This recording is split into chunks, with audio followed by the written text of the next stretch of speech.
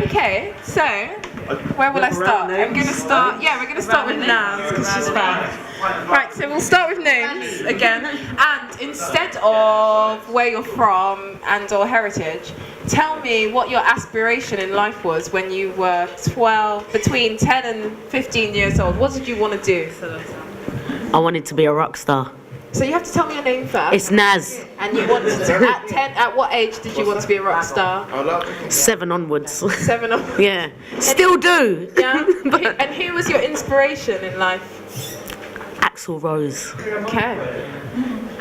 Hi, my name's Loretta, and I always wanted to be an actress. Yeah. And what sort of actress? What was there a particular genre that you wanted to act within?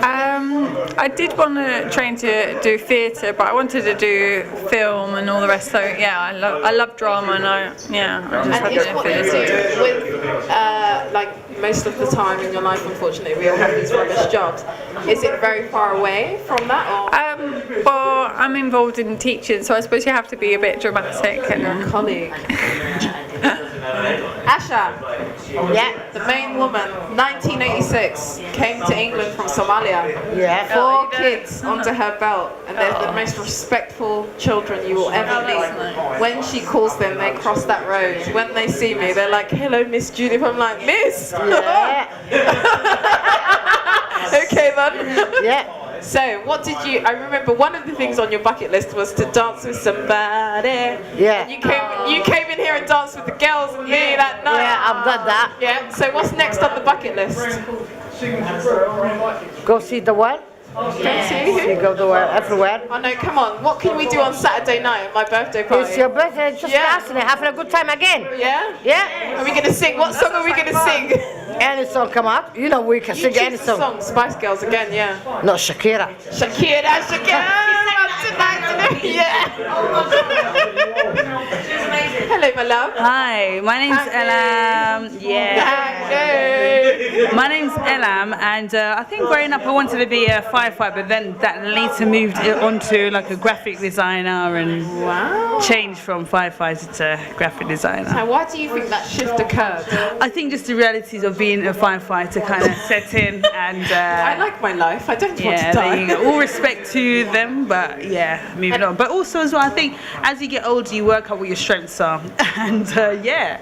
That one of is your strengths, graphic design? Well, it kind of moved on. It shifted towards like the creative industry. Yeah. Oh my god, I'm very excited to hear more about it. John, the main man. Wait, I've got my question. It spans slightly longer because you're a more experienced person. You're the most experienced person at the table. So at 15, 25 and 30, what did you want to do differently with your life that you were doing at that time? Well, I don't know about at 15. I wouldn't have known. Okay. I would have liked to have spent more time on Clifton Beach. Okay. But once I left school, I would have liked to have been a civil engineer and build bridges and roads. Why? It just appealed to me. I didn't do that. I was last job was to be a psychiatrist, but... And are you a psychiatrist? Not now, I'm a pensioner. But before you became a pensioner, were you a psychiatrist? Yes. My mortal enemy. So you've been sat next to me this whole night hearing me talk about psychotropic medication. That must have been interesting. Yes, and all the time I really wanted to build a bridge. But I ended up being a psychiatrist. Same sort of job then, bridge from reality. No, I'm in the middle. You have to get in the middle to ask me questions. Hello, sir. Name? Rick. I guess when I was, 15? Let's go 10. 10. Well, it's probably the same actually, I guess. I always wanted to be either an artist or a footballer, and I'm kind of both, but I don't really get paid for either for either. So I still do both. What type of art? Well, I do all sorts. So this is part of my art, is working with Mikey in this. And yeah, I do my own thing, which is a bit darker and weirder. And Tell us about it, Stormtrooper.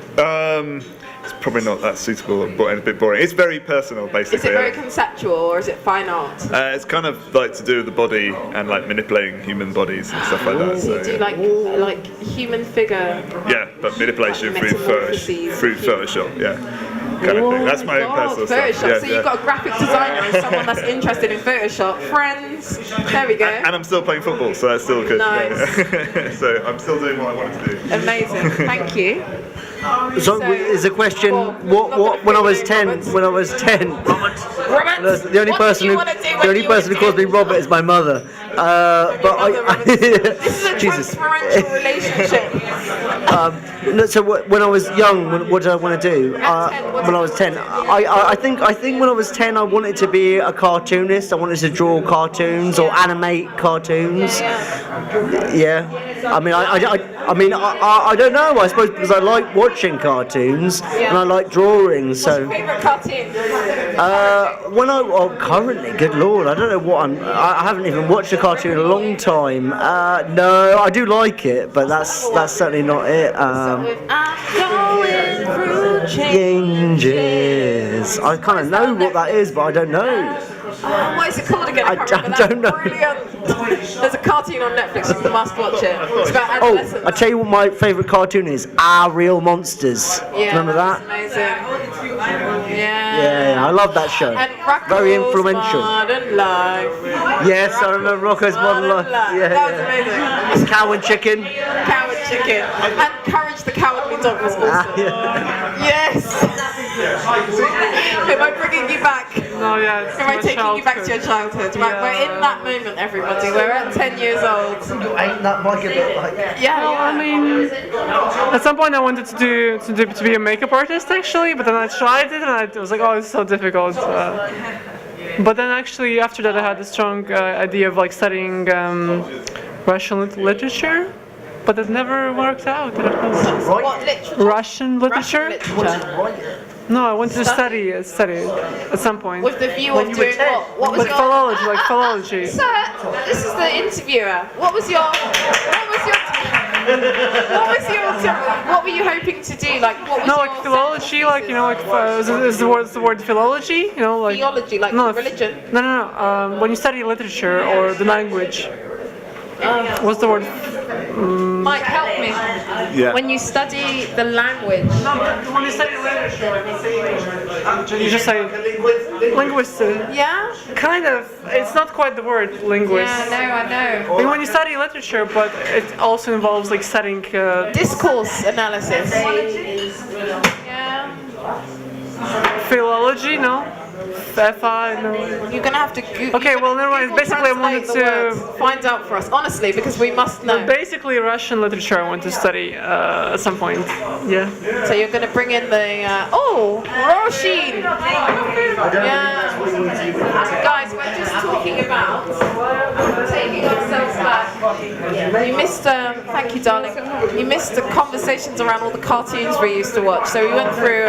No, I didn't say. Yeah.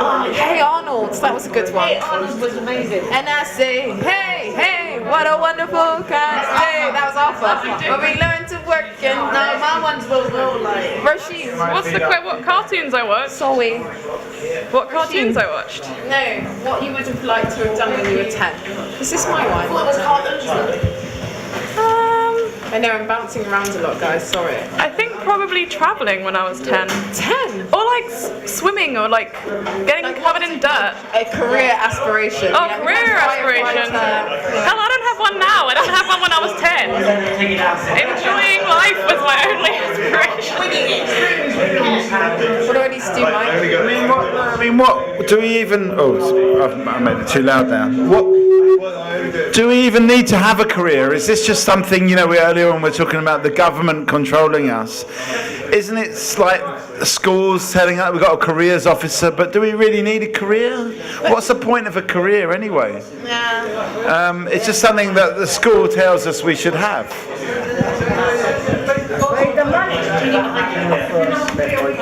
Hello. Actually, It's like you're banging your knees and everything. thanks. I was talking about this to my friend recently, and I, to be honest, think it's a very outdated word, a career. It might, because most people really have jobs rather than careers, and career is this idea. It's more of an idea, I suppose. So I think it's a bit of an outdated word, and it's more about kind of the life choices and lifestyle for me personally. Absolutely. Oh no, sir! Don't leave me with your fabulous shirt. Are you coming on Saturday to my birthday party? Yes. You better be here in a good shirt. I think that we need a more exciting topic. Yeah. I'm going to bring up the topic of monogamy. See, look, it's already happening. Yeah. What are your views on monogamy? It depends on what context. I mean, monogamy. What can I say? Monogamy is something that's like reified through the idea of marriage, the institution that you can only marry one individual, and polygamy is not something that's generally accepted within Western culture. So I'm wondering what's my opinion. Yeah. I just think you got to be honest, and do what's right for you. If you know that you need to be with more than one woman or man, then you need to do that. What would make you need to be with one? What would make you need to be? It depends on your. It depends on when you see someone, and you just have to be real. If you know you can't be one person, just don't do that. Be So honest. it's about honesty. Honesty. Okay. Exactly. And then Mikey has. I mean, some my views. dad's sitting 2 seats along, and he's, people have described him as a serial monogamist. But I don't really believe in that. I'm more of a parallel monogamist. Oh, I thought you. What does that mean? Yeah, look, someone's got a question. What does that mean, Mikey? Parallel monogamy. We'll leave it at that. I'll leave it to your imagination. All right then. It's interesting. Interesting. Dad, do you have a response? The problem that humans have is they've got a circuit for reproduction. Yeah. So as soon as they meet somebody or they see somebody who could reproduce, it switches on the circuit and they stop thinking. And this idea of a comedian the other day was talking about when you love somebody, the first thing you do is you move in with them. Well, what a horrible thing to do, to have somebody else, somebody that farts in bed, somebody that gets up earlier in the morning than you do, somebody who doesn't wash the dishes. Why the hell would you want to live with them just because you love them? It's, we've got to fight that circuit in our brain, the reproduction are you circuit, essentially and start saying that we thinking. should have a number of romantic partners that we're engaged in amorous activity No, with? we've got to start thinking. When that circuit switches on, what you call a romantic partner is the reproduction circuit switching on. Yeah. You've got to start thinking, is this what I really want to do? Hold on a minute. Multiple partners at the same time. When you think about having multiple partners When at I the think same about time. people having, I just think about all of the different fluids being mixed together, and I just start to get a little bit sick, to be honest. But do you think? Okay. That's all right. We're going to move to Asha because her finger's working, so we have to hear what she has to say. I prefer sort of man and woman, or anyone. If you have two of them, not more than that. You should only have two romantic partners at any one man time. and woman, or the woman or man, or I whatever. misunderstood. Maybe Whatever it's my you own have. worldview creeping it. No, Because joking. it's only one heart. You cannot choose whatever you want. If you don't want to commit to the relationship and have that person with it, then don't have it. Do whatever you want in life. So do you feel like that's something that is your view, or something that has been told to you that that's the way that it should be? No, it's something happened to me. So it's something that you think came from you, that I should only be with one person? Or is that a story that you've been told that human beings should only ever be with one other person? No. I have a husband. Yeah. And I have 4 kids for him, 3 boys and 1 girl. And he decided he wanted more kids, and he never done nothing. He put in the money and paid the bills. Yeah. Then I said to him, why you want more kids? You don't even give the kids time, and you don't have a time for me. Yeah. And he said, I'm going to get married. Yeah. And I was thinking it's a joke. And he done. So in your experiences, You essentially, you've experienced one person having the choice around whether they want to be with one person or multiple people, and the other person in that relationship not having that choice. There we go. If you have that choice, don't get married and have a kids. You live your life. Yeah. Everybody have a right. So essentially, the two people should be on the same page. But you don't live life first time saying, "Oh, I want a family and this that," but after that, I want this, that. Yeah. It's not working. Live your life, or don't put in any responsibility. Okay, let's go across the room. Roisin, Ireland. Hello. I don't like monogamy in theory because I find it quite selfish. Okay. And everything else in your life, you have a wide lot of choice. But in practice, I probably get quite jealous and I don't really have enough time for one person, let alone more than one. So summarise that for us. Your views are that monogamy is... I think it's kind of restricting. Okay. And it's kind of like, it's because you care about that person and they want to just be with you. And it's like, well, if you really liked me, you wouldn't make me have to just spend time with one person. Okay. Come on then, Mikey. What is the problem here? Is it about monogamy or is it about jealousy that we're talking about here? Take your responsibility in your life. If you want to be free, be free. If you want a family and wife, don't lie yourself. So then, Asha, is that about being with one person, or is that about the institution of marriage? No. If you want to be free and have this and that, you have a right to have. But don't lie your other person and saying, "Oh, I want a family and wife." Okay. I'm doing this and that. Honest to yourself.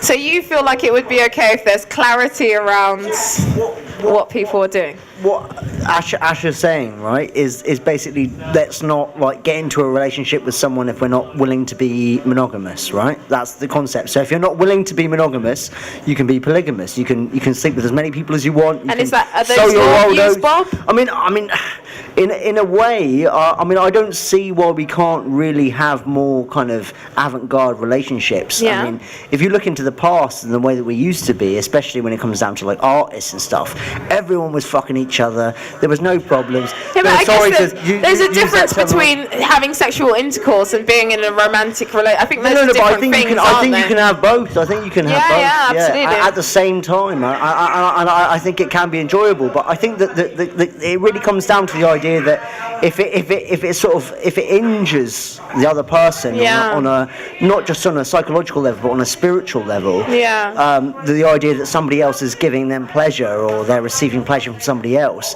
then of course it just can't ever go on. But if you were able to create a relationship with someone where it's allowed, and I can't see the problem aside from it doesn't seem like a stable family environment. I certainly appreciate that. Let's go from your personal perspective then, because the beauty of this circle, of this lovely space that's been created by the People Speak, is that we can actually ask you your direct experiences. So in your direct personal experience, have you had monogamous relationships or have you had polyamorous relationships? Of course not.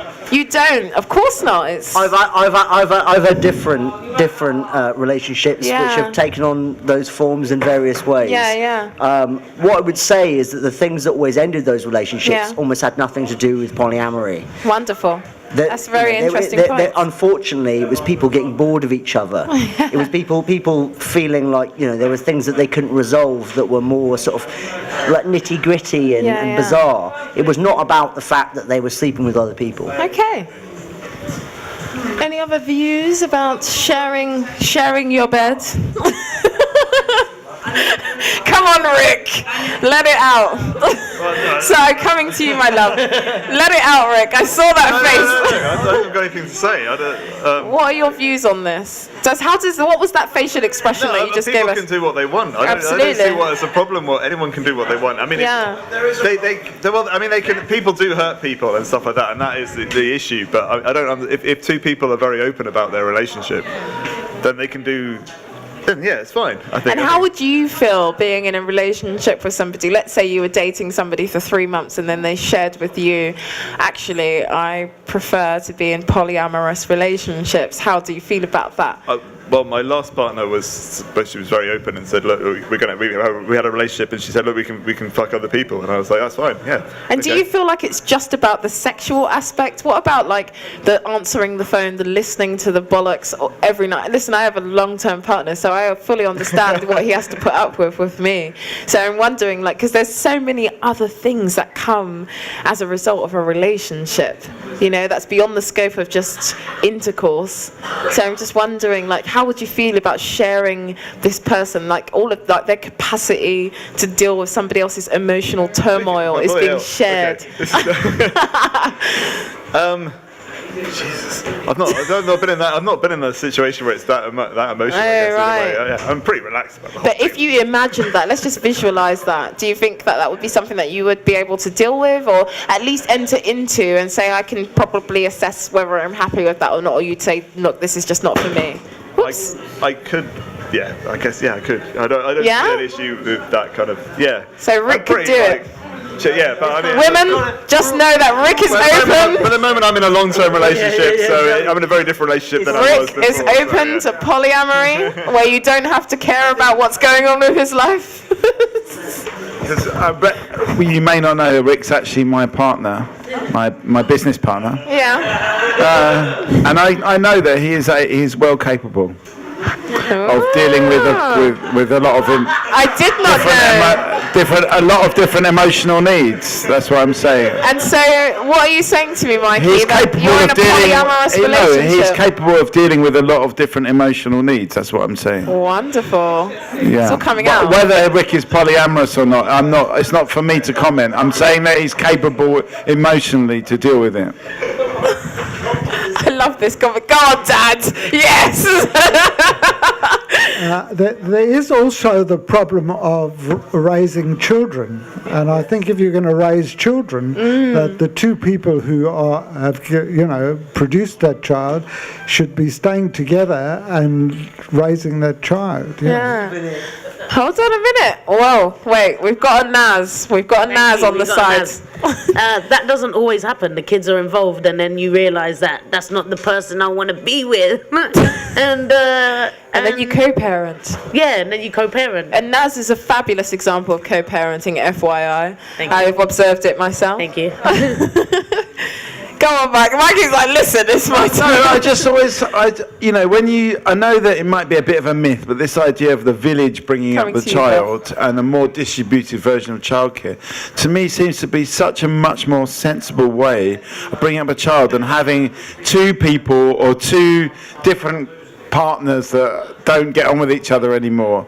It just seems so kind of small and petty, and I don't think we've got the right way to bring up our children, and that is, everyone considers that to be the right way, but I don't think it's right. Wait, I want you to elaborate on that point a little bit. So I think, say for example, in Aberfeldy Street, same Naz's daughter running around. In a way, we should all be parenting in Aberfeldy Street, parenting. So you're Naz's moving daughter. towards like a community. Yeah, but it doesn't happen that way anymore. Because everyone's got to talk about who's responsible and.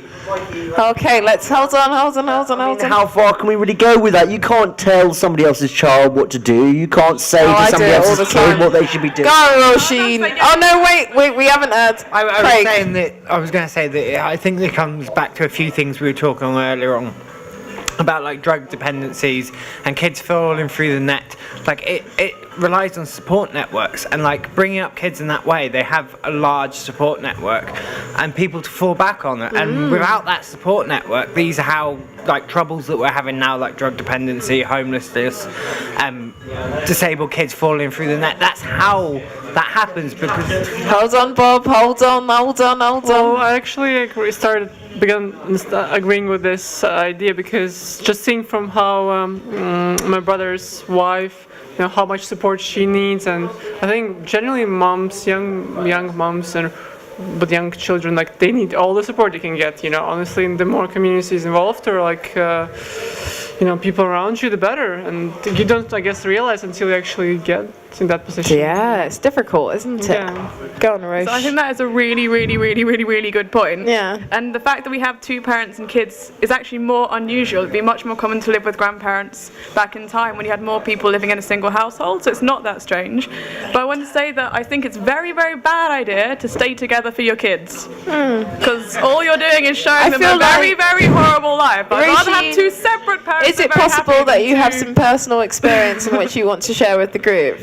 This is a safe space. I mean, not overly. Within my friendship group, my parents are still together, and that is unusual. Yeah. And they definitely didn't do any better for it than anyone that was apart. I don't know if they did worse or not, but there definitely wasn't any better. Okay.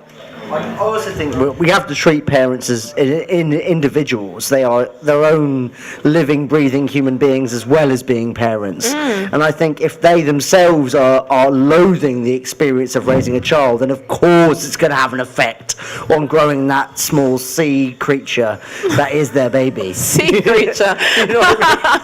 Oh, Juvenal. He's joined the table. Tell us about your views on this, sir. Have you no idea what we're speaking of? Absolutely. That's all right, I'll come back to you. I feel like, come on then, Mikey. Well, I mean, I've got a lot of friends now that have got kids, and it's always a real joy to look after them for a couple of hours. But then, it's always a maximum of a few hours. But I wonder if you're someone with a lot of friends, and you can always kind of ride that wave rather than have. I think that's the phrase we use. Yeah. Do you think your friends' kids share things with you that they don't share with their parents? Oh, I wish I could answer that. I share the sweets. Well, that's a good question. Who has children in their lives that are under 15? Oh, I actually was looking up to my godson today. Hold on. I was looking up to my godson today, but to be honest, he's like 1.5, so he has not ready to there's disclose. no much joy there. There's not much joy there at all. A lot of crying. That's all right. You're working on him. You've got to start from the beginning, because that's when they tell you all the juicy information in adolescence. I tell you. Anyone else?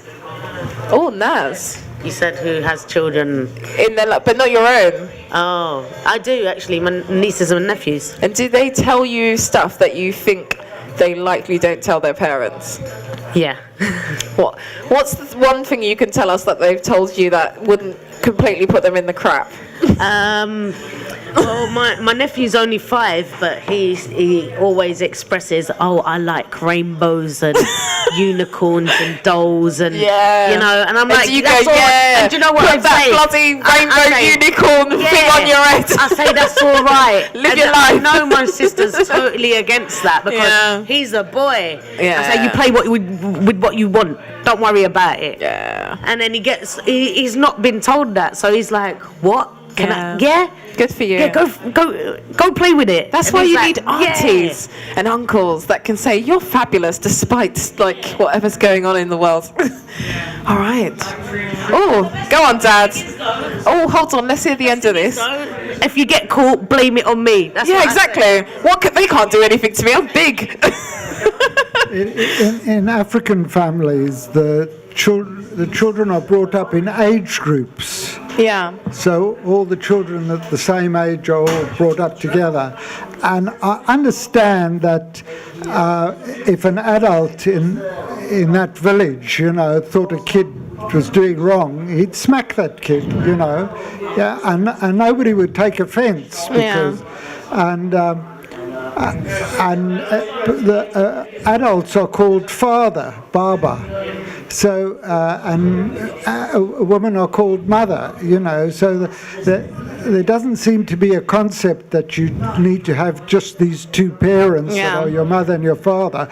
It is a village that brings up the child. And how do you feel about that? Do you feel like that's something that's lost in current society? Is that something that you wish, not the slapping part, I'll be honest, because I just personally disagree with that aspect, but do you feel like that element, that collectivist society, that community sense, is that something that's missing? I think it's a big problem that Karl Marx called alienation. You know, we all such a psychiatrist, guys. Individuals, you God, know, what was your childhood like?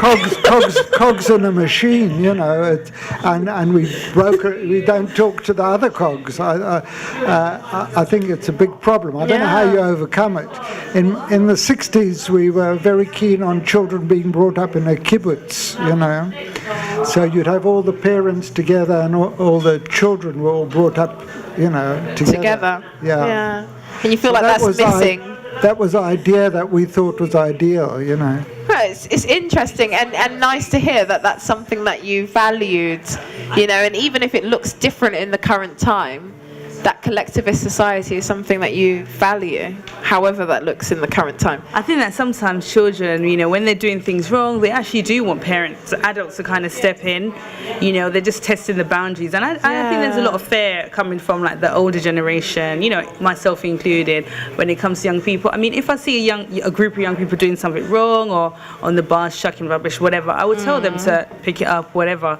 And I just think it's about stepping outside your comfort zone. Most people are going to be friendly and respectful and they're going to reply, but yeah, I just think what it is, because we live in a transient time and there's all these different like cultural norms and things like that, people are afraid to sort of say something to that person, but I just think just say something, you know. Go on, Mikey. I mean, well, I've always Mikey's problems. on the I do microphone. try and pick out these people, these kids that are quite often they do it down here at the end of Aberfeldy next to the chicken shop, but they never listen. Got to be careful about my kids in my Aberfeldy. Hold on a minute. They never listen. I say, look, you're not going to put that in the bin. Because I like to put the chairs. Sorry, put the chairs and the tables out for them just to give it a more of a vibe down there, and then they just leave it all or just throw it on the floor right there. And so I come out and I say, why are you not putting that in the bin? You know, this is your space. They just say,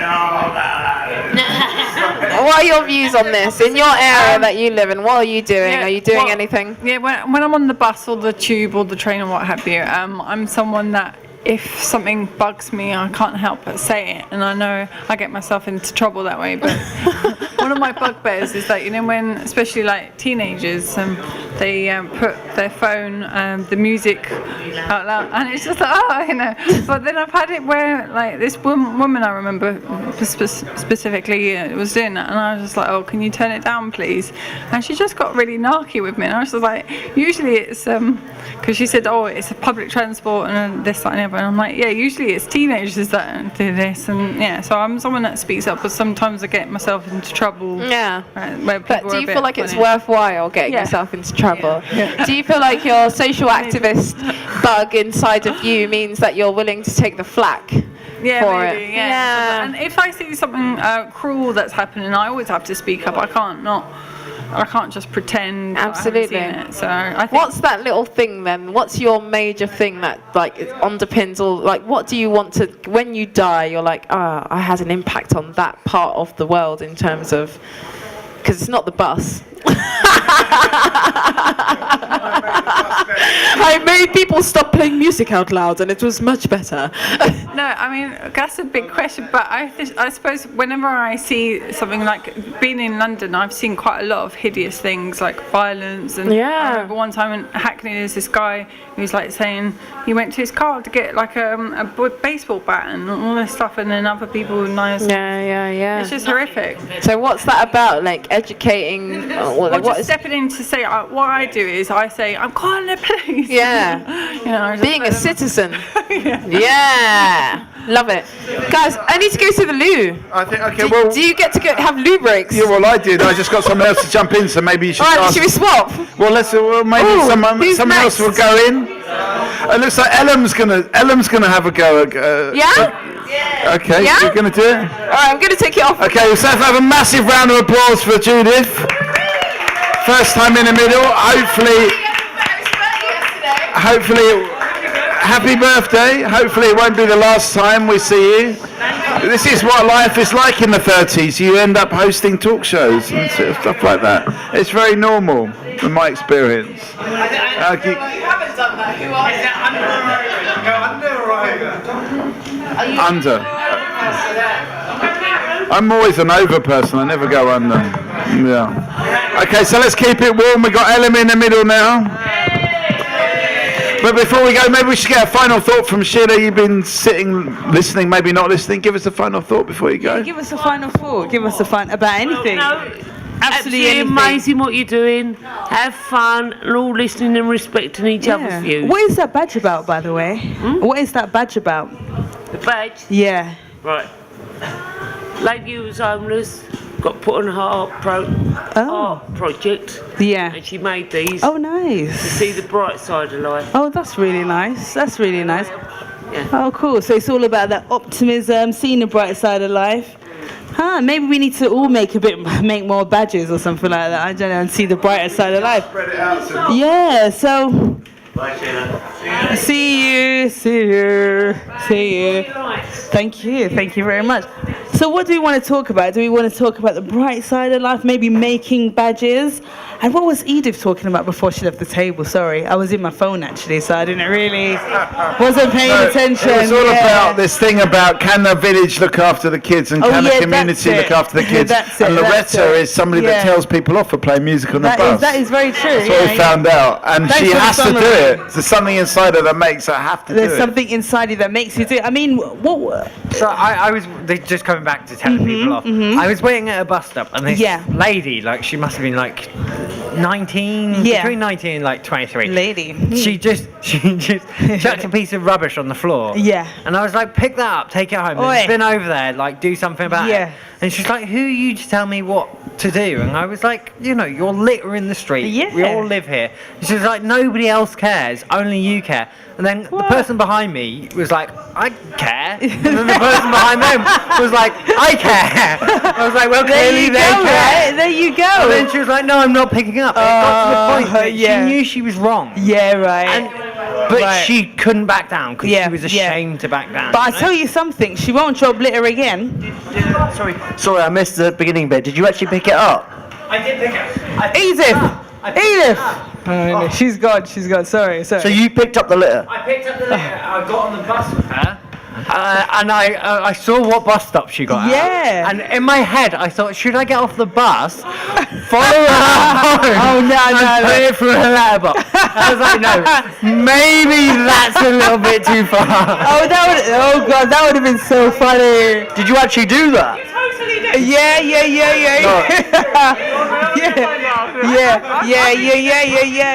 I didn't. I just. Oh my God.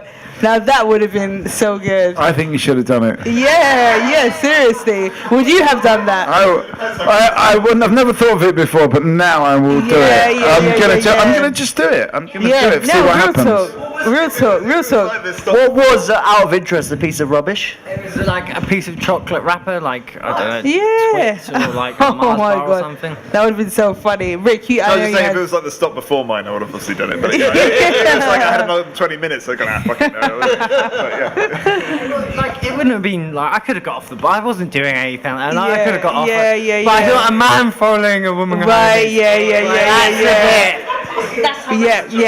definitely. I have a question about that, because when he said he didn't do it, we were all really enthusiastic. But if he'd have said he did, we'd have thought we was creepy as hell. Yeah. And I kind of want to know how far people would go, because I can't even say what any of you have said.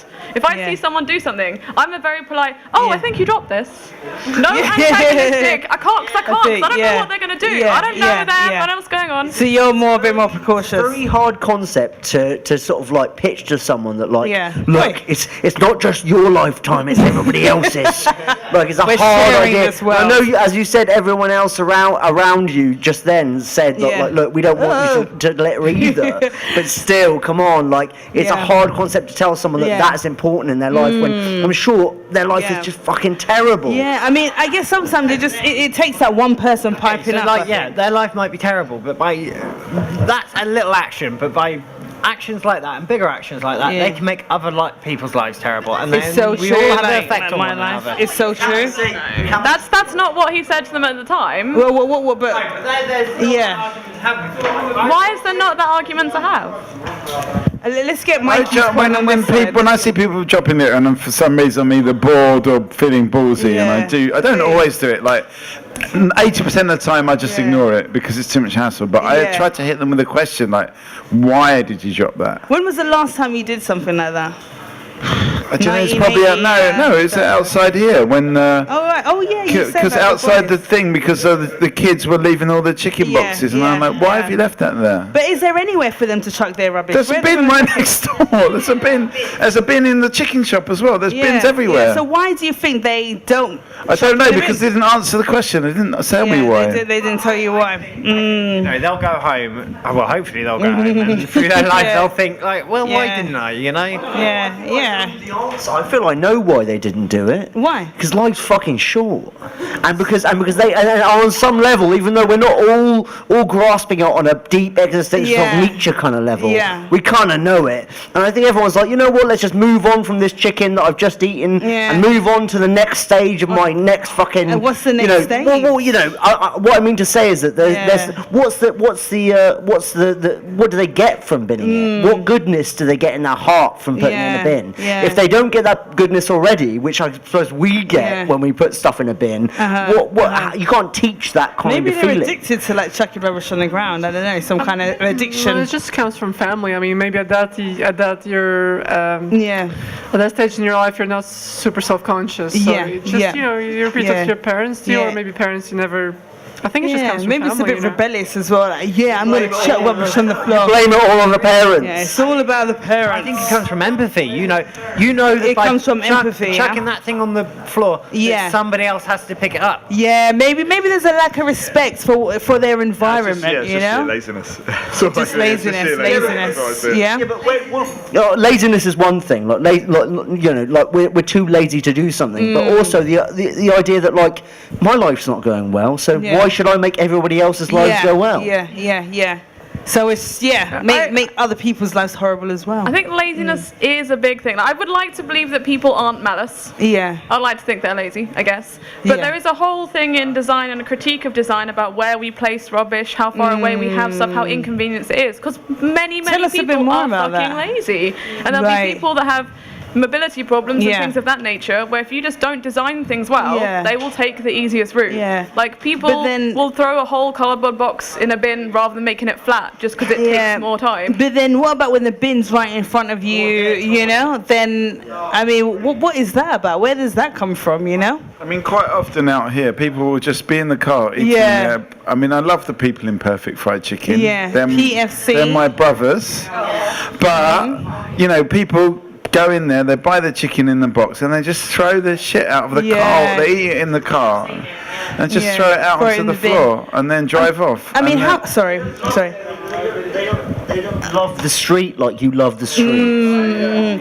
You love the street, but you'd have to sell them the whole street before they'd stop doing it. But how can you make people love the street more? How can you make people love the environment more? Yeah, no, I think you're right. I think it's about loving the street, and they don't love the street. And but why? Why don't they love the street? I don't know. That's a deeper question, I think. Yeah, that is a deep one. I don't think you have to love the street in order to not pollute, you know, to garbage in it. You just don't have, you have more respect as a person. You do that. That means you have to have like an ethos that you just carry wherever you go. So every street is beautiful. Every street must not be trashed upon, which is actually harder to grasp than the idea of a street that you just love. I mean, is that how you feel about streets? Well, what I mean to say is that I'd be a lot less likely to sort of clutter my own street than I would a street that I had no idea about. Are there any like a street that I was just passing? Are there any former litter droppers around the table? And you know, if so, what? You know, on a drunken night out, I've certainly left a lot of bottles. Oh, there you go. I think so. There you go. So it's that alcohol again. I'll say I did the exact opposite, and whenever I drop something on night out, I cry profusely because I've got glass on the floor. I just say, like, for me, for example, my mom always told me to, like, leave things the way you found them. Yeah. And that's just concept is so deep in my head that whenever I've been in situations where I would go out for barbecue with other people. Yeah. And they would think that it's okay to leave like bunch of trash in the grass. I'm like, and I just can't understand how you don't understand. It's a concept that is like, you have to understand it from like, I don't know, it comes from childhood. Like I think it's hard to teach people to love the street if you don't understand the concept of like. So then again, it comes to action. The results of your actions. You know, what you do has results. I think people don't think about the results. So perhaps there's no consequence to those, young people dropping the rubbish at the end of the road there. I have great respect for the street. I grew up on the street, and we were the nicest bunch of thugs you'd ever met. Because if anyone in our area in the park would have dropped something, we'd be like, "Oi, pick that up!" And because there was loads of us, they'd be like, "Oh, sorry," and they'd put it away. And even between us, we'd be like, "Don't drop that," because it's where we hung out, and we kind of felt a bit of responsibility for that bit of street that we were on. So that was the consequence, basically. Outside that street you were hanging out on, did you have that mentality, or was it just in that area? Personally, everyone did. Individually, Rick. During the World Cup, Japan, the Japanese fans, every time they went to the ground, they just cleaned up their area. They would just clean the entire. They cleaned up the entire place. So. And the players as well. They would clean the dressing room. They left a nice polite note for the Russian. That's really thing. interesting. It made me realise it's just like a cultural, educational thing. So it's like a cultural thing. Well, all the Japanese fans just be cleaning up the stadium or their area anyway. At least. From the so maybe there's something within the sort of like English or British culture that it's a bit filthy, basically. At the Queen's 25th Jubilee, they had street parties. So maybe the street should have parties every year. And then people will see themselves as belonging to a street. Right. Well, let's get a final thought from you before you leave us. A little final thought from you before you go. What you was talking about now? Or I just talk about anything? Anything.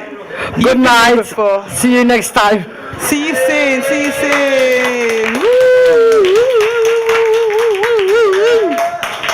All right. So maybe we need to have like a little street party or something like that, so people can see everyone and have that respect. It's my birthday party. Oh, so is that going to go out in? So you saying that's going to be out in the streets as well? Listen, get involved, people. All right. Okay, I will do, man. I will do. So you had a my friend? street does have a street party, and it is absolutely awesome. So it's perfectly capable for you to have a street party, and the council will, in most cases, let you if everyone on the street agrees. And whereabouts do you live? Whereabouts do you my live? parents live in Bethnal Green. Oh, right. Okay. So they're on the back road, so they can cut it off.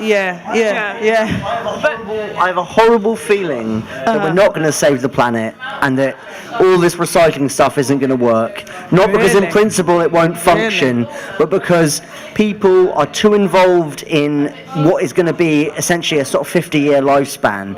No one is going to be able to really sort of muster up that strength in themselves to think about another generation. And actually, for me, I even find it hard to muster it sometimes. It does take a little bit of sort of internal coaching before I go, I actually give a shit. But I do things because I don't want people to be upset, not because I think they will be the right thing to do. So it's more like societal pressures that make you recycle. That's right. That's interesting, Because it does take time. I don't even have a recycling bin outside my house. I have really? to go like a great distance. Do you have a green bag or? No, we don't even have bins. We have to like deliver them. Where do you I live? have to carry it like a small pilgrimage. Where do you live? To another place. I live in Hove, but they haven't sorted out the bins yet. It's Wow, another shocking. problem. I thought down there they were like super, on it. I forgot what I was going to say. That's really interesting. Like, so society is pressuring you to recycle. I mean, in a way, that's a good thing. I always wonder, where does our recycling stuff go anyway? In the dump. In the dump. I don't think it's. I think the recycling thing is bigger than just the recycling, because it's about having this like broader view. I actually. Talking about, do people, have you dropped like in the park? I'm one of these people that goes to the North London Recycling Centre. Really? Just off the Holloway Road, where you can just recycle everything. Really? I do drive there, in the van. Wow. And you can just recycle everything, light bulbs, batteries. Oh, Yeah, you can recycle everything there, and I kind of get some weird pleasure from it. Really? I don't so understand I might it. actually give you my stuff to sort of. Yeah, you can. You just throw it in the van. I'll take it there, and I'll But do you it. know, Yeah. like, well, you know, I think your stuff are meant to be clean before you actually put them in the recycling thing. Anyway, but anyway, that's something I didn't know before. But so you get pleasure from recycling or sorting it? Yeah, Where is the pleasure? Yeah, what stage? Yeah. Let me fill you in. I don't want to go back to cell phones, but if the street had a WhatsApp group, they could be in contact with each other, and they could help them form a real group that could bring up the children. Oh, so there is a little WhatsApp group. There is a WhatsApp group. I don't really like WhatsApp groups, to be honest with you. But anyway, that's a whole different point. But there's a WhatsApp group. Are you on the WhatsApp group? Oh, do you like WhatsApp groups? How come? Because they're annoying, and you get a notification every 5 minutes. And there you you switch it go. off. There then you you go. disconnect from the group. Yeah. And they're like, "Why are you doing that?" Yeah. Oh, you leave the group. Can I just say that we should do the right thing intuitively? Of course, we should all just generally want to save the planet and do the right thing. Really? But also, we should have the most respect and kindness toward people who don't give a shit about that as well. Really? Because they're also human beings, and also human beings. There's no rule book that we begin with where it says you have to be good to the whole planet or something. yeah. We're just really? people who were born without choice. We were born into a world, and it's okay for us to do whatever the fuck we want as long as we're not physically hurting each other. But then does it go back to what you were saying about consequence? Was it you that was talking about consequence and how those people don't give a shit, but them not giving a shit is going to make other people's lives not so great. Do you know what I mean? Is that fair? I mean, I sort of agree with what Bob's saying, to be honest. I think that we need, we just because we see someone like I was in the pub the other day and someone was revving up their car, and my friend went out and had a fight with the person revving up their car. Because they thought they were a twat, and possibly they were a twat. But it's not for us to judge who's a twat and who's not a twat. We need to give respect to everybody, whether they think that it's great to have a great sports car, throw chicken boxes on the floor. I don't know, man. I think you guys are being a bit too kind with this kind of viewpoint. Anyway, I was just confused about the conversation. Oh, let me fill you in. So, we're talking about, recycling. Should we recycle, I mean, and also as well, like, how do some of our negative actions, impact other people? But are they negative? Maybe we should appreciate those people and value those people who, have these negative, actions. I had a thought while I was thinking about why people might throw stuff on the floor. Of any times in my life when I've done something like that. And I can only really think of one instance where I feel like doing those things.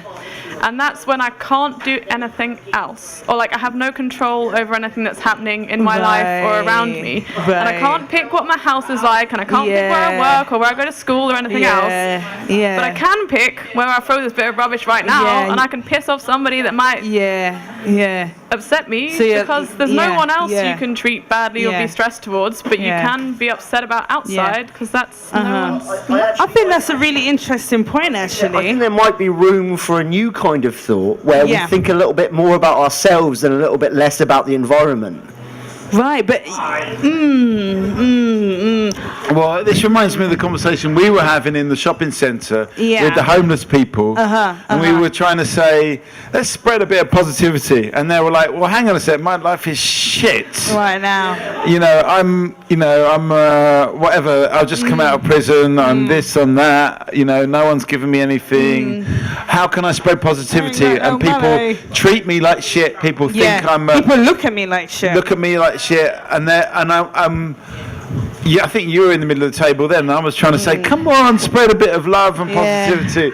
And they were like, hang on a second, my life is shit. How dare you? And I want to make everyone else's life shit, basically. So it was a tall order, but I still feel right about that. But then is it because you've never been in that position, so you don't know what it feels like to really be looked at like shit, feel like shit? and have no home. Do you know what I mean? Yeah. Maybe that's what it is. Well, I mean, if I had, Yeah. and I guess I've kind of skirted that, let's say. Oh, really? But if I had, yeah, but I now feel positive now. Yeah. Would it change anything? Would it change my view? But I think kind of, what you said was quite interesting because, you're saying that you feel powerless in your life, so therefore you thought, okay, let me try and get some power or make somebody else feel shit by, this is where I can this is what I can control. I can control where my rubbish goes.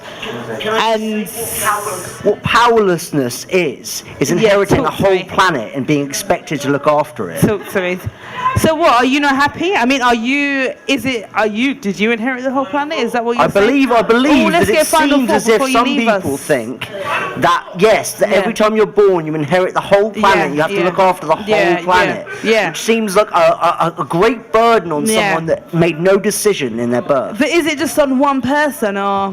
Anyway, let me get your final thought before you leave. I'm tired, I'm going home, I got work in the morning. Oh, where are you working? What time do you have to get up? What time do you have to get up? What time I'm getting up? 5 o'clock. Oh, good night. Well done. Thank you. God, wow, 5 a.m. But yeah, oh God, yeah, that's interesting. I want to go back to my WhatsApp group. Yeah.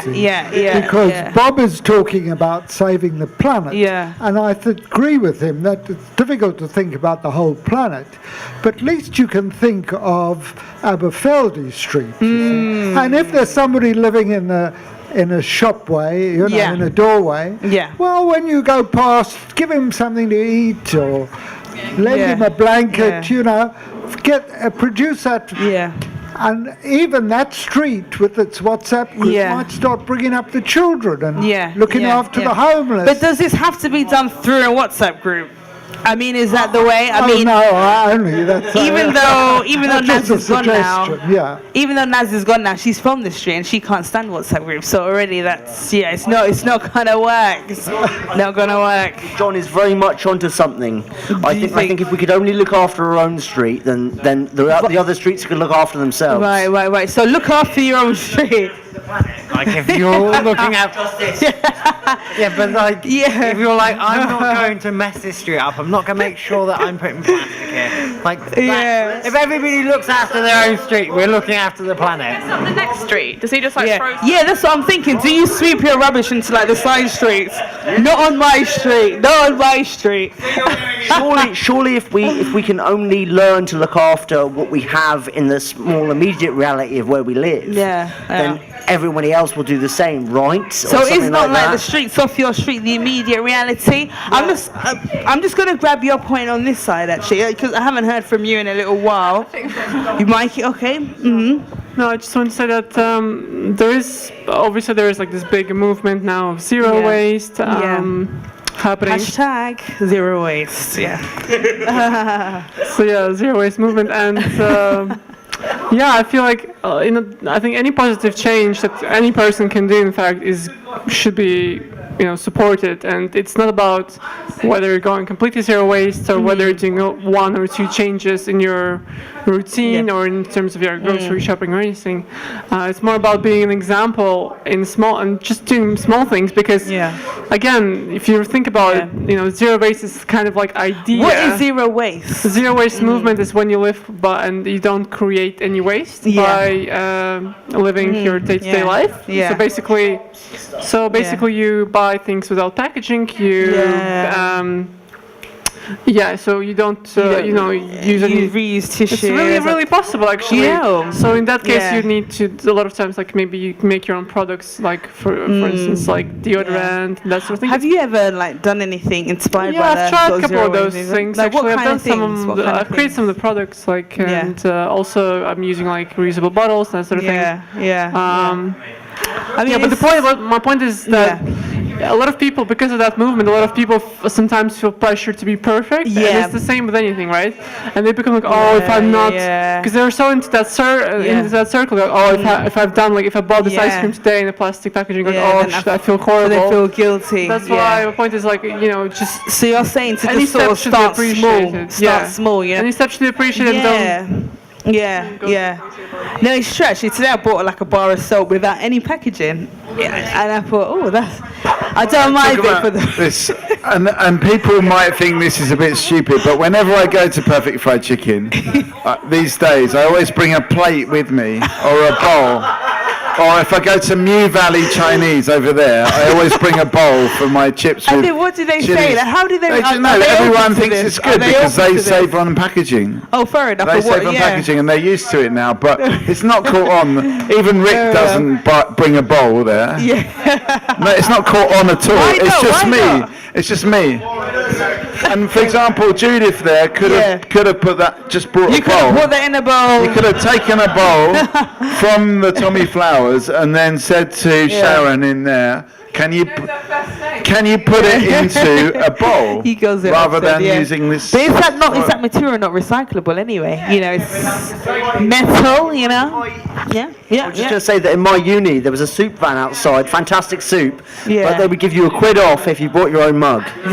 You know, £1 and stuff like that. Lot. It's a small thing, but it does make a difference. It does make a difference. Recycling's good, but like, you know, if we don't have to recycle, that's better. Yeah. You know. So what do you mean by that? Well, you know, like Mikey's saying, like not having waste, like recycling takes energy. And it costs money. A carbon footstep. Yeah. By like having a plate or a bowl that you use constantly until it breaks, then like there's less carbon. I mean, that's interesting. Like, you know, bringing. Oh, let's get a final thought from you before you slip away. I think the WhatsApp group is the most suitable for an English community. But you know, so it doesn't intrude on people's personal space. So basically, in Johannesburg, WhatsApp groups are popping. Then, like, you're part of a WhatsApp group. You know, are you part of a WhatsApp group? It's only the school that's got the class has got a WhatsApp group, right? And that people can phone in, can contact the teacher, and parents can contact other parents. So it works quite well. But that's only in the school, the primary school. Right. So maybe there's room for growth in Johannesburg as well for the WhatsApp communities. Nice to meet you. See you soon. Great.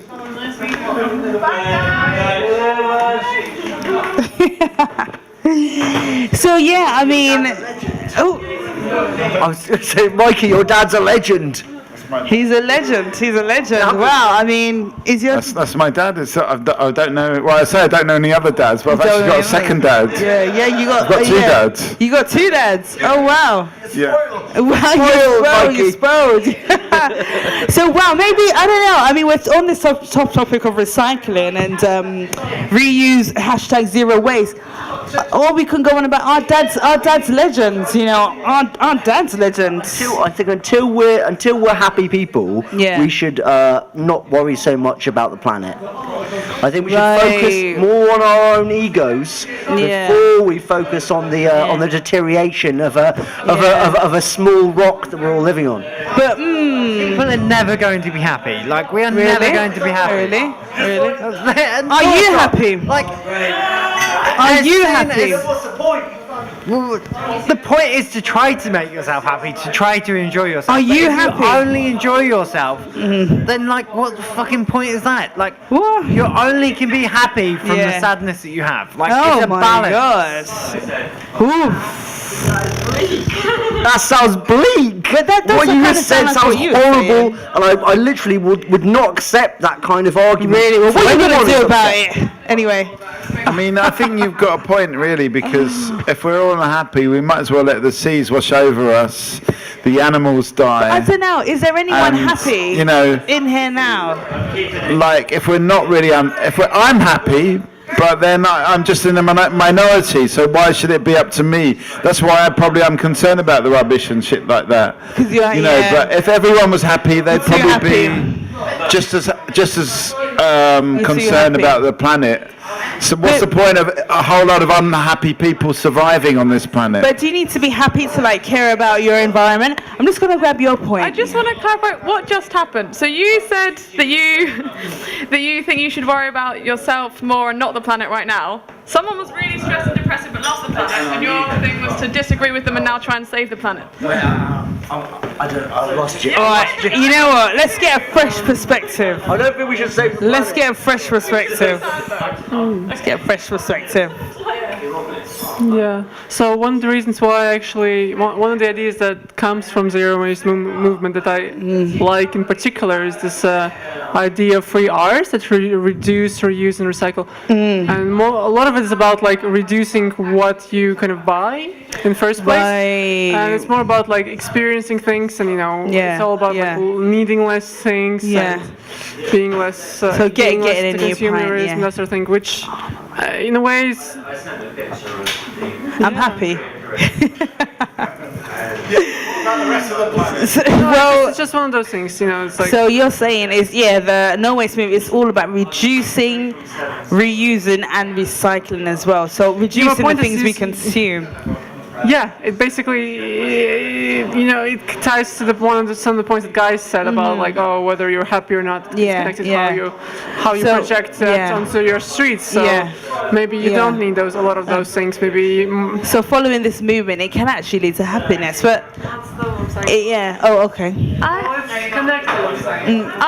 I have a question that relates to my personal stuff, but it's like I believe in the reduce, reuse, recycle plan. I work for a place that does not do that. That invents stuff and makes stuff to make rich people happy.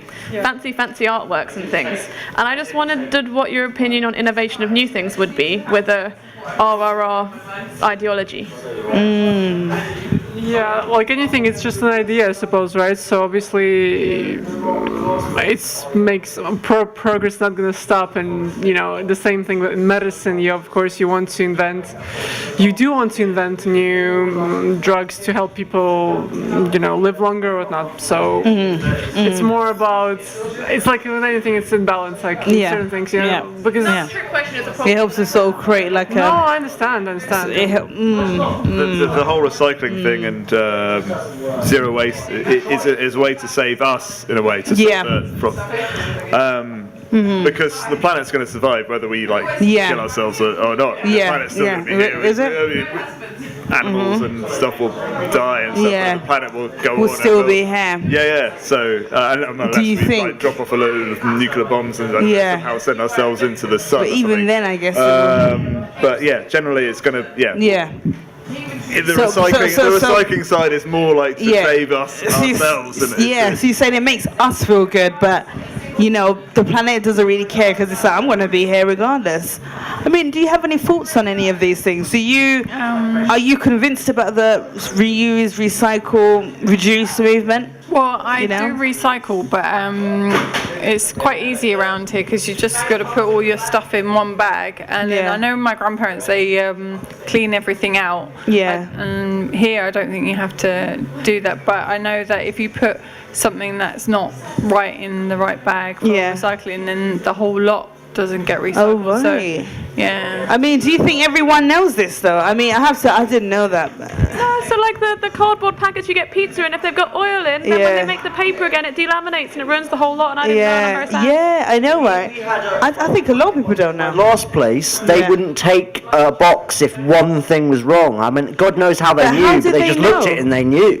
But then, how did they know? Like, it's almost like a sort of spiritual connection to what was going on in there. But if there was one thing that was wrong, they wouldn't take it. And for weeks, we'd have the same box. Oh my gosh! So what, you would have stuck with what to do with this box? Yeah, I know. I eventually got to the point where some of the flatmates were like, just shove it in a bin, just fucking chuck it in a bin. How did you feel? We all in our hearts wanted to recycle, but it got to the point where some of us were just chucking it in a bin. Maybe just need to sort of like rip that grease patch off. Yeah, I guess. And just I mean, there must be something about the processor that can't. It comes to joy in the end. We've got to introduce more joy into this recycle. I get joy from it, but then But then I follow, I sidestep all these rules. I know exactly how to recycle everything. Because I'm into Yeah, I mean, yeah. But we need more joy. We need more joy. But how do we get more joy in recycling? How do we get? No, I get joy from it But to me, anyway. it sounds like this whole hashtag no waste movement.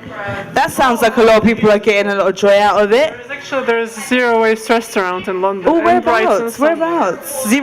There you just type it. I mean, one in Brighton and one in London. So more joy. There's a zero waste restaurant. So basically, have you been? Pottery. Well, one in Brighton, one in London. I'm sure if you Google them. I know the one you're talking about. Tell us about it. No, I don't know the restaurant well, but I know what you're on about. But what I just wanted to say was that if we lived in a world full of Craigs, we'd probably live another, like the human population would probably live maybe another 1,000 years. Do you think? The unfortunate. No, because I'm talking about people who will try to save the planet despite where the fuck's going on. They just do the right thing because they know it's the right thing to do. Yeah, I mean, do you feel that you do the right thing because it's the right thing to do? No, hell no. Do you believe in what he's saying? No way do I do the right thing. No, what I'm saying is there's a wide spectrum. Of feelings and life, but you want to leave the world knowing that you made it better than when you started. I don't want you saying I was glum, but I don't want to live in this Disneyland of happiness. It's the happiest place in the world, but would you want to spend your life at Disneyland? Fuck no. Well, really? Why not? No way. I would. No way would I like to live my life at Disneyland. I mean, why not? Why not? Fake sort of How do you know? Maybe those people are happy. Maybe they're happy. You know? I think happiness is really the happiness is really the wrong word for it. Though. Right, it's not about happiness. What's the right word? I don't know. Some kind of maybe Victoria knows. Well, for me, it's more about the statement. It's the same as going vegan or anything like that. It's more about us making a statement. The same as supporting anything. Yeah. So whatever you're doing, it's a statement. It's not about whether you're trying to change the planet forever or make yourself happy. It's just this is what I think at the moment. So it's about making a statement. So what kind of statement are you making? What's your statement? Well, for example, I mean, I guess I've been vegetarian for last 5 years, and that's the statement that I'm making. What does it mean? What does it do for the world being vegetarian? No, it comes out when people ask me why, and I'm sure, but anything that people, it can be anything else. It could be why are you wearing this brand? I'm wearing it because I think it's cool. So that's a statement in a way. Yeah. So for you, being a vegetarian, it's you think it's kind of hip, Not hip. It's I can bring you all these reasons, but I'm not talking about specifically vegetarians. I'm talking about the fact that with anything like zero waste, it's more about the statement. You just live your own values and don't judge other people. So it's certainly not hip not to recycle. It's certainly not hip to not recycle. It's certainly. No one's man, I'm not recycling. Wow, how cool am I? That's not a cool trend. So that's actually maybe a good thing. Maybe that's something we should reflect on in something. Yeah. So in a way, we're making people feel embarrassed for not recycling. It's you don't recycle, you're a dick. Well, I've been a vegetarian for 29 years. And a couple of years ago. Well done. Yeah, I know, but I was having this Talkaoke session in the Science Museum, and everyone was going, "What's the point of being a vegetarian anyway?" Shocking. It's completely pointless. We need to. And at the end of that, I was thinking, did I just waste 29 years of not eating meat? Did I actually? Was it worth it? Well, tell us, was it worth it? Was it worth it being a vegetarian? I don't know. I still don't know if it's worth it. But do you ever get? I mean, why did you be a vegetarian? What are you getting out of it? Is it a statement? It's about the planet, it's about the animals as well, it's about also the system. And I think we haven't really talked about the system. And what is the system? Who is the system? Well, you've got the capitalist system that that treats animals as commodities, treats people as commodities. And we've got to escape that. Are they not commodities, animals? I mean, I want to drink my milk from time to time and eat my cheese. They're commodities. Well, ask a cow. Oh, okay then. Okay. So yeah, that's. So is that what? Choose to get milked. Really? Yeah, there's farms where cows can walk in and they get milked when they want to get milked. Yeah, but they actually have they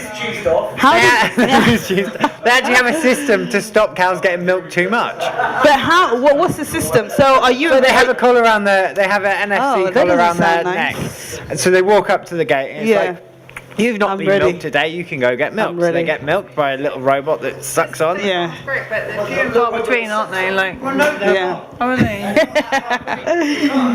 It cuts down on the amount of labour and the amount of people they have to spend to do that. Yeah. So it ends up being cheaper for the farmer. Like, there's an upfront cost to install these things. So you're pro animals being commodities? I'm not pro animals being commodities, but I'm saying, like, if you look at, like, the majority of, like, countryside, it's not wild, you know, it's farm.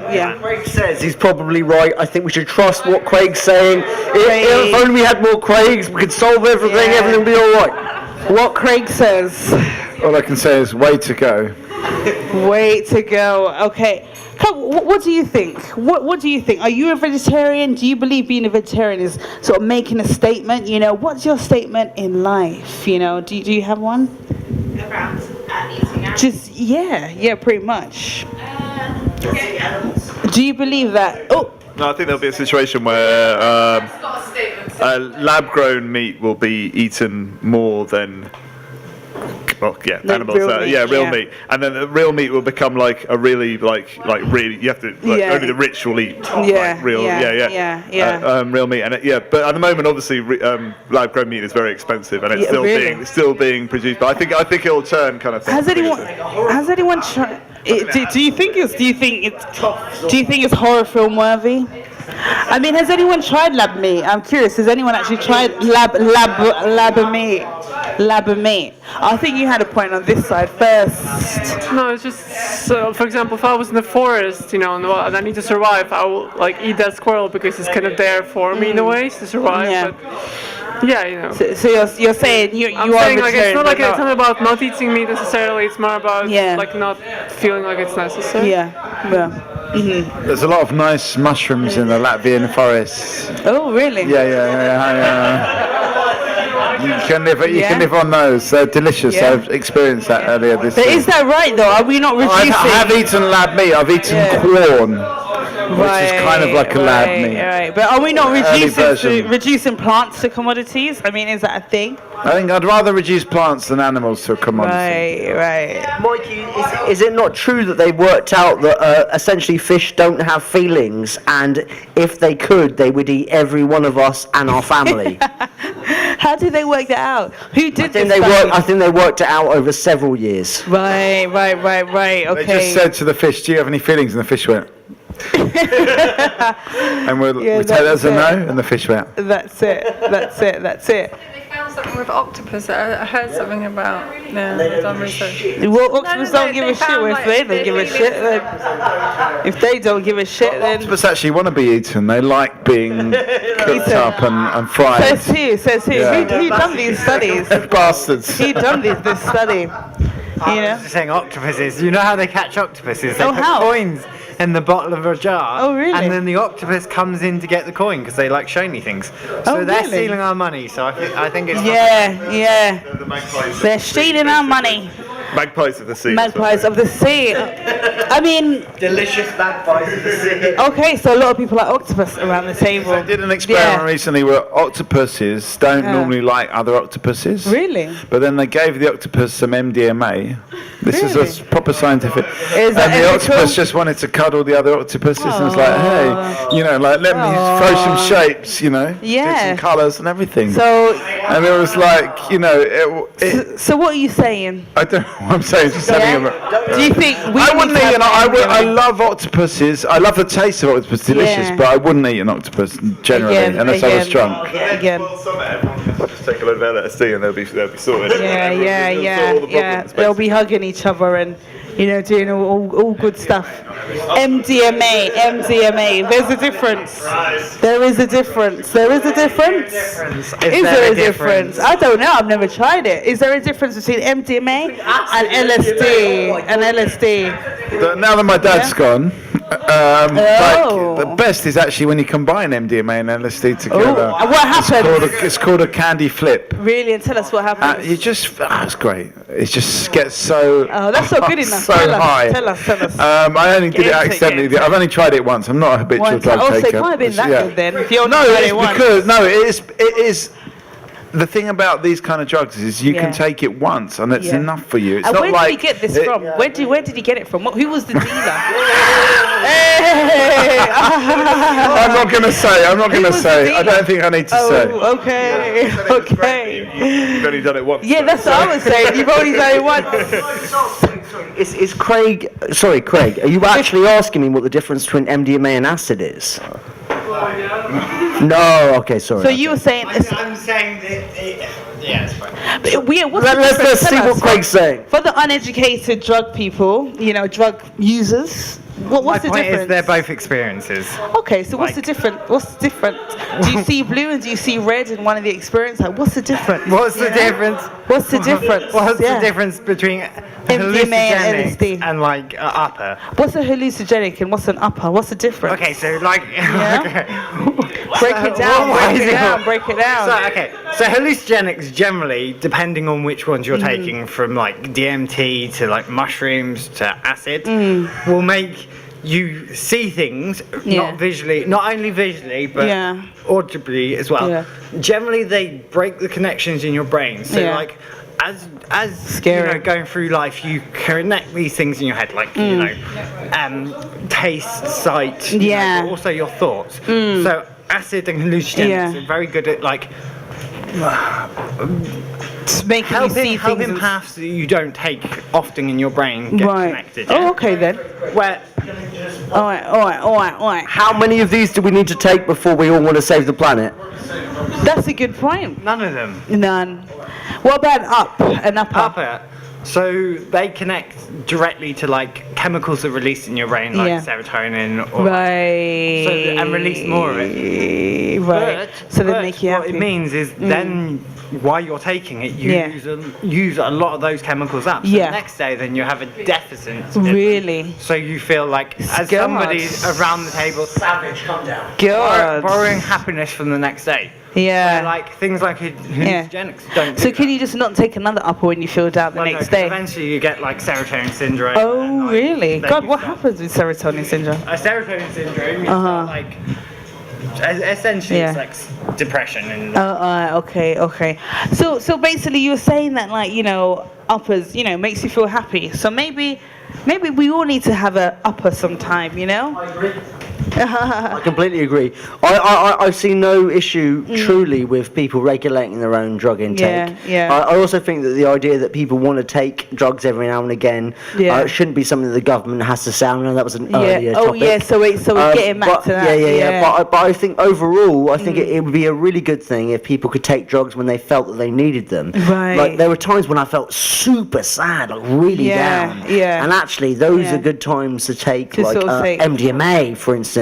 Because I know one might argue that then, oh God, then I'll have no serotonin for 8 days. But thank God I've got some serotonin now. But then what happens when you don't get hold of that drugs? What do you do then? Like what do you do to stay down? Like how do you get up? Sorry. I have a question relating to that. So essentially, if you were to take the drugs to make you happy, arguably, would you then put less effort into trying to make you happier in other ways in your life without the use of drugs? Or like how hard are we talking? Like how much effort are we talking about? Are we talking about like literally like whole life overhaul? Or are we just talking about like altering certain things to make things happy? What? Because I would certainly having situations where like I've been very unhappy and I have taken MDMA and I have felt a little bit happier. Then in those situations afterwards, I didn't immediately get up and go, well, let's get a new job and like get a new house and like change my life. But like maybe if I had, I guess things would have been better. But I didn't do that. You didn't do that. I think we were really talking about different things as well, and we sort of touched on this because like earlier on, I think even before you were here, we were talking about drugs and happiness and stuff like that. And I think that there's different kinds of happiness, and like earlier on, we we're talking about this idea of leaving your comfort zone, of trying new stuff. And I think that's, in a way, it's not necessarily, it could be actually quite uncomfortable. It's interesting. As you were there on Sunday. Yeah, no, it's really maybe interesting. a bit uncomfortable, but you're actually exploring and you're doing something different, and it's You're walking not into new necessarily territories. You're checking out new territories. Happiness, saying that it's good to be uncomfortable here and there, and like experience things apart from happiness. Yeah. I never said anything about happiness. I don't really particularly believe in happiness.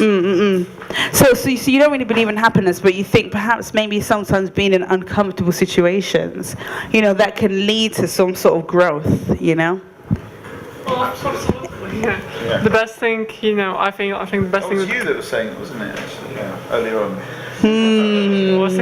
No, my point is just like, which is quite normal for human beings to look back from it from the this third another perspective on what had just happened and try to evaluate. And so that's what I mean. Like it's not thing. Yeah. Okay, I'm gonna go. Let's get a final. Was that your final thought, or let's get a final thought? Yeah. Yes. Have a good evening, guys. Good night. Thank you very much. Are we having a good evening? Yeah. Well, how about the people in the back?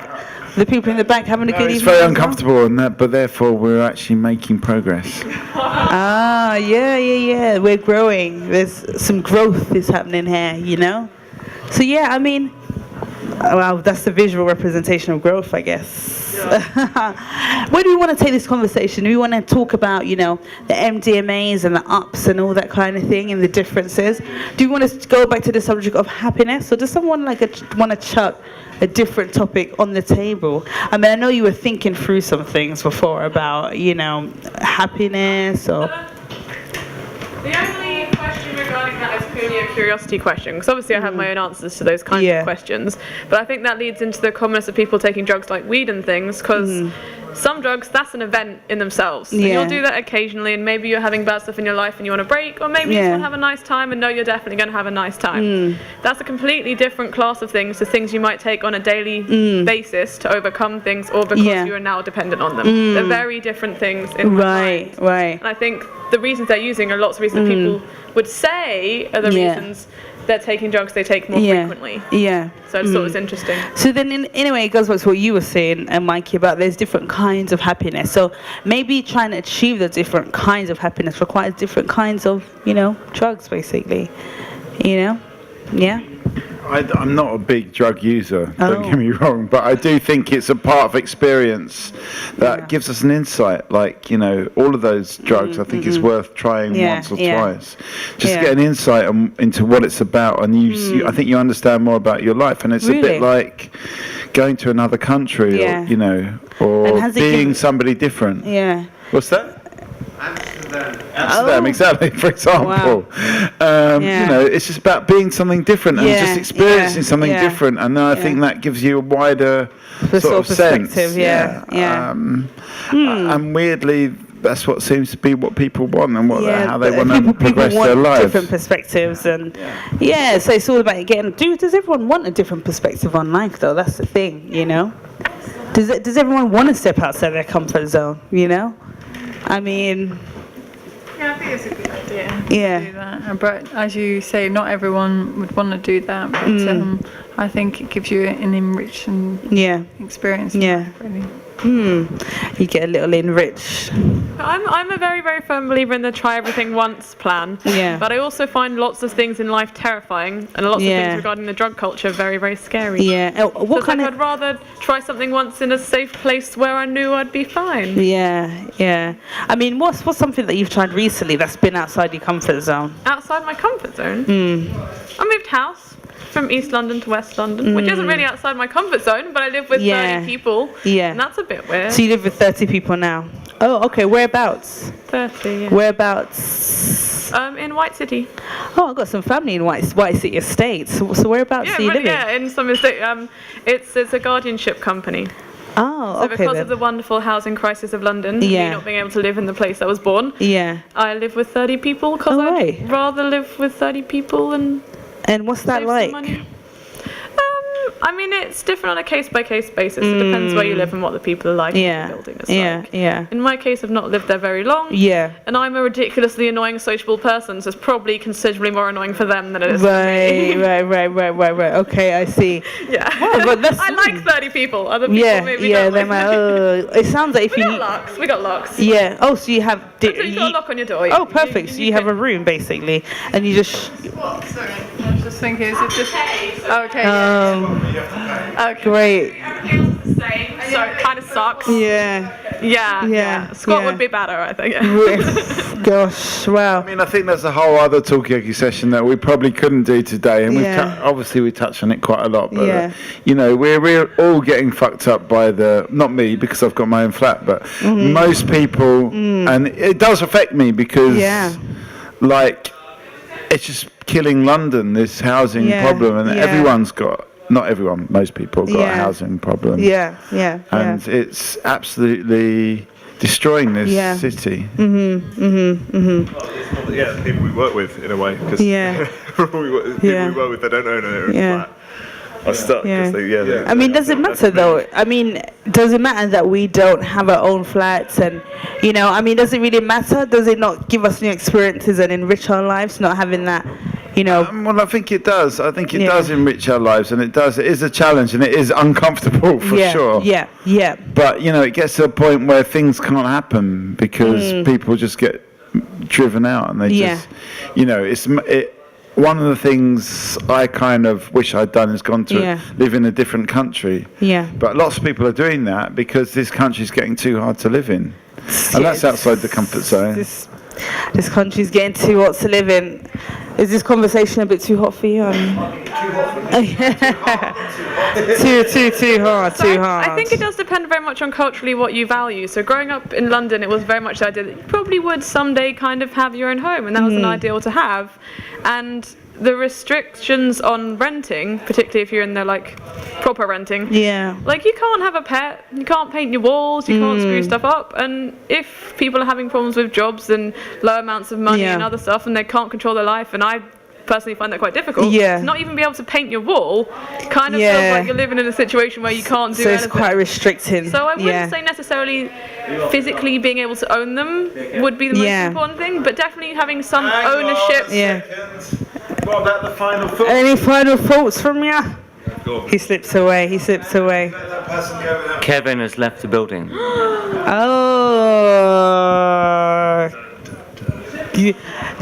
I definitely think personally being able to control the environment and having a space that's your own is important. And like it goes back to the whole like I've had partners and I've had my own bedroom when I've lived with them, and it's gone significantly better than times I haven't, just because you know you have this little bit where you decide what happens in this bit, and you can make people leave if you want to. And without that, like when I had it, I didn't need it.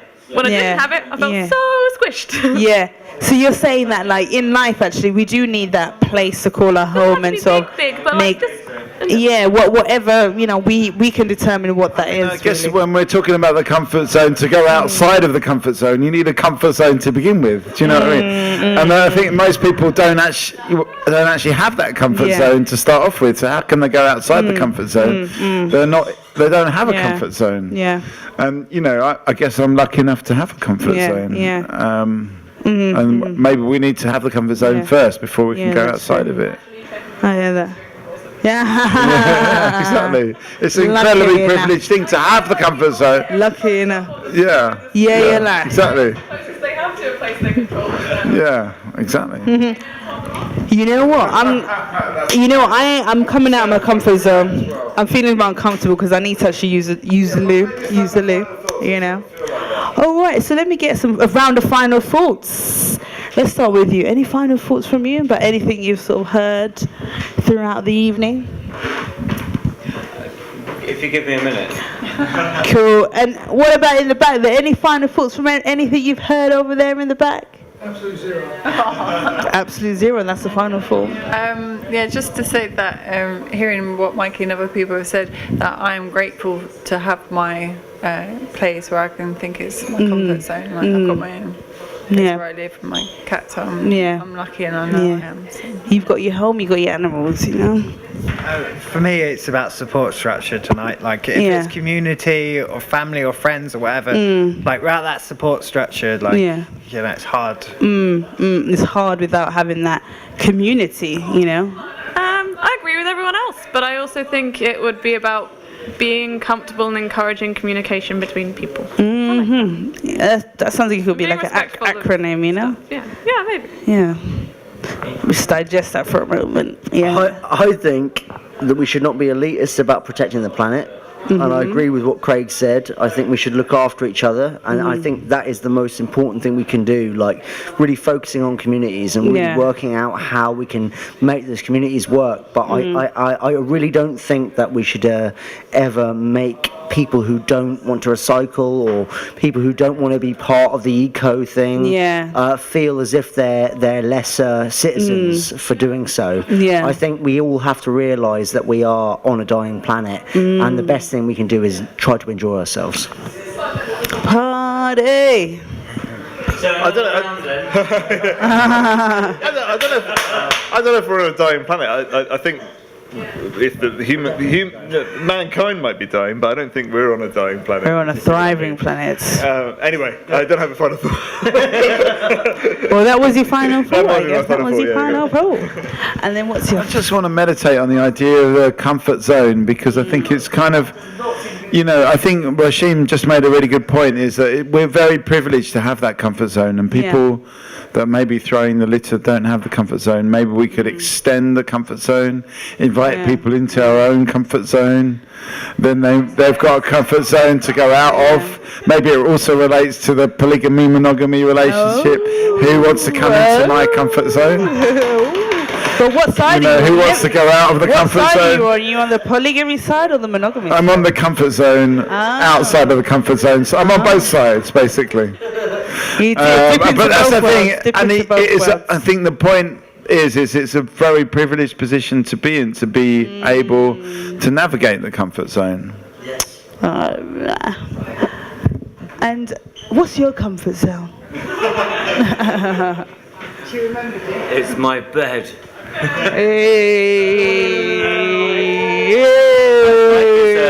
It's peaks and troughs, actually. Okay. So actually things do work sometimes, and then they don't. So it's, well, all of the crap things to say, swings and roundabouts like bollocks, but it's true. If something starts in a process, it will peak, and then people get used to it, and then it drops, and then it actually comes back. Nice way to end, nice way to end. Yay! All right, well, when will the next Talkaoke be? You know? Next Wednesday, if you want to come to Edinburgh, we're doing one at the National Gallery, so free session. And then we're doing Ravensbourne School of Art on the 27th, 28th and 29th. We're doing Mozfest, which is a festival of open source technology. And 31st of October in the Science Museum, and we'll probably do something at the beginning of November. We haven't found a date yet. Yeah, nice. And we can't be bothered to find a date. It's outside of our comfort zone. It's way outside of our comfort zone. But sometime in November, I'm sure we'll be back at one Thursday, because we like Thursdays for some reason. We will be back here. Yeah. Oh, nice. Thank you. Let's have a huge round of applause for Ellen, and some cheering and whooping as well.